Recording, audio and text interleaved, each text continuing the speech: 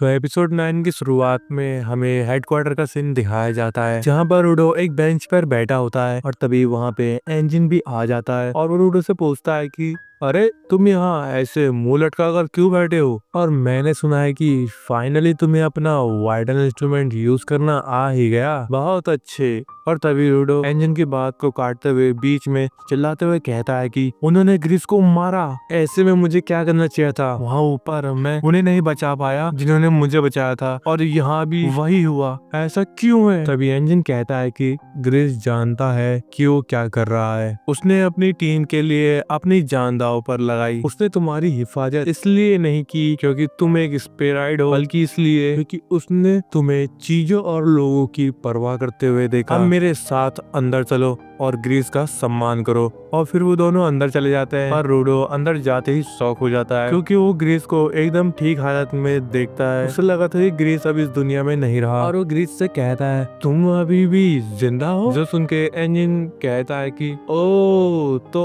अब मैं समझा, तुम बाहर इसलिए उदास बैठे थे क्योंकि तुम्हें लगा कि ग्रीस अब इस दुनिया में नहीं आ। और तभी ग्रीस भी रूडो से कहता है कि मेरी इतनी फिक्र मत करो दोस्त, मैं बिल्कुल ठीक हूँ। तभी रूडो गुस्से में बोलता है फिक्र ना करूँ तो और क्या करूँ, उसका पंजा तुम्हारी छाती के आर पार चला गया, आखिर ऐसा वार से कोई कैसे बच सकता है। और ये सब सुन के ग्रीस कहता है कि ये सब तो क्लीनर्स की मेडिकल टीम का कमाल है, हमारे आज की स्टार तो ये प्यारी लड़की है, इसका नाम एशिया है, क्लीनर्स की इकलौती गिवर जो जख्म ठीक कर सकती है, और एशिया बहुत ही शर्मिली टाइप की लड़की है। और तभी ग्रीस रूडो से कहता है कि तुम काफी कमाल का लड़े, जनका और तुम्हारी टीम ने सब संभाल लिया, वो बंदा बहुत ताकतवर था, पर हाँ उस ताबिश के बारे में मत सोचो, मुझे खुशी है कि मैंने जिस चीज का इतने लंबे समय तक ख्याल रखा वो तुम्हारे किसी काम आ सका, मेरे लिए बस इतना ही काफी है। जिस पर रूडो कहता है कि हाँ समझ गया, मुझे खुशी है कि तुम ठीक हो। और फिर तभी एंजिन बताने लगता है कि एक बात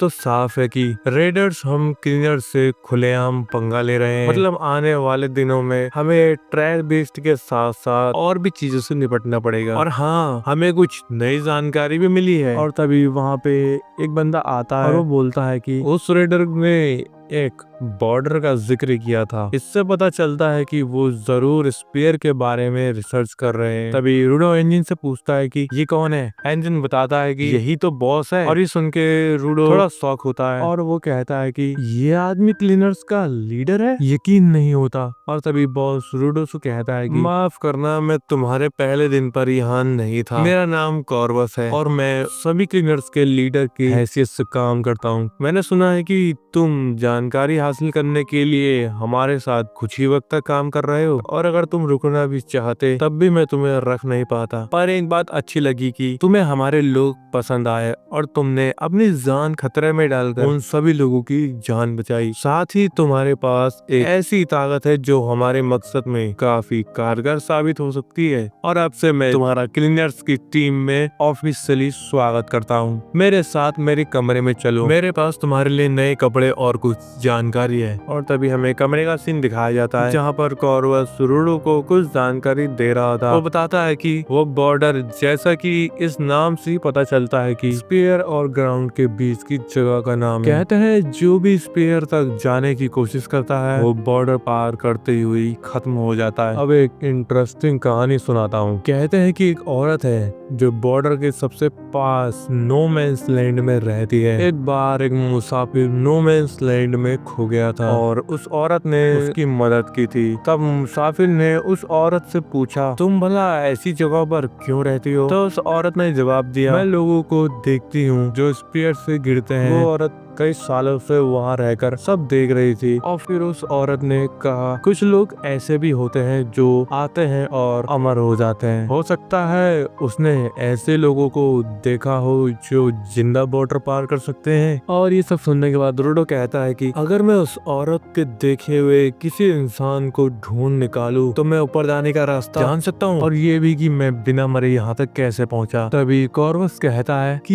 ये सफर बहुत खतरनाक होगा, तो क्या तुम तुम जाओगे या रुकोगे, क्या सोचा है तुमने? तभी रूडो कहता है कि मेरे ना जाने का तो सवाल ही नहीं उठता। तभी वहाँ पर एंजिन भी आ जाता है और वो कहता है कि अरे वाह, तुमने अपना क्लीनर्स का यूनिफॉर्म पहन ही लिया, एकदम झकास लग रहे हो। तभी सीन शिफ्ट होता है और हम सनका को एक रास्ते से जाते हुए देखते हैं और तभी वो किसी चीज को देखकर डर जाता है और तभी कहानी 6 घंटे पीछे चली जाती है और हम रूडो को देखते हैं जो कि नो मैंस लैंड में जाने की जिद कर रहा था। लेकिन तभी वहाँ पे एंजिन भी आ जाता है और वो रूडो से कहता है कि शांत हो जाओ, थोड़ा चिल मार बच्चे, ये सब क्या है? इस तरह आधी अधूरी जानकारी के साथ तुम कहीं भी नहीं जा सकते हो, समझे? आखिर तुम नो मैंस लैंड में जा रहे हो, क्या तुम कोई भी जानकारी लिए बिना ऐसे ही मुंह उठा के वहाँ पर चले जाओगे? ऊपर जाने की इतनी जल्दी है क्या? ये तो अच्छा है कि अब तुम कमांड पर अपनी ताकतों का इस्तेमाल कर सकते हो, पर हम अब भी ना उनकी हदें जानते हैं और ना ही उनकी कमजोरी, और तुम तो कुछ भी नहीं जानते। तभी रूडो कहता है तो क्या तुम मेरे साथ चलोगे?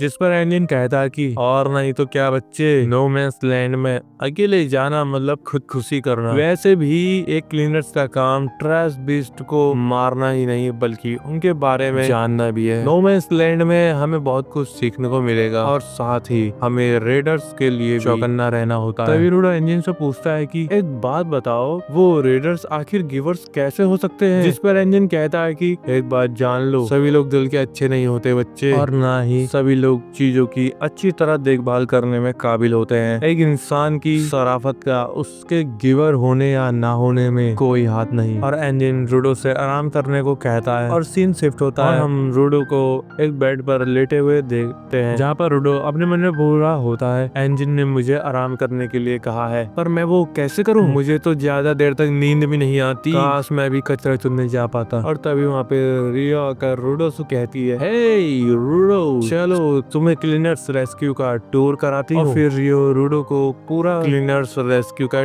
टूर करा देती है। वो बताती है कि यह जगह पुरानी है पर यहाँ किसी चीज की कमी नहीं है। और तभी वो रूडो से पूछती है कि वैसे तुम वहाँ ऊपर क्या काम करते थे? जिस पर रूडो बताता है कि मैं रेक्टो के साथ सीनरी देखने जाता था, कचरा उठाता था और डांट खाता था। तभी रियो कहती है कि वहाँ खाने में क्या खाते थे? रूडो बताता है कि मैं ब्रेड खाता था और सूप पीता था। तभी रियो पूछती है और मिठाई? जिस पर रूडो कहता है कि मिठाई वो तो सिर्फ पैसे वालों के लिए होती थी। और तभी रियो कहती है हमारे पास है, और फिर रियो रूडो को मिठाई देती है जो देखकर रूडो शॉक हो जाता है। वो बोला होता है कि अमीर लोगों का खाना, और वो भी इतना सारा। कभी रियो रूडो से कहती है चलो एक खाकर देखो, और फिर रूडो एक मिठाई उठाकर अपने मुंह में डालता है और रूडो को ये मिठाई बहुत पसंद आती है और तभी वो पागलों की तरह फटाफट सारी मिठाई खाने लगता है। तभी एंजिन उससे कहता है जरा आराम से खाओ वरना तुम्हारा पेट फट जाएगा। तभी एंजिन रूडो को आराम से खाने के लिए कहता है और तभी वहाँ पे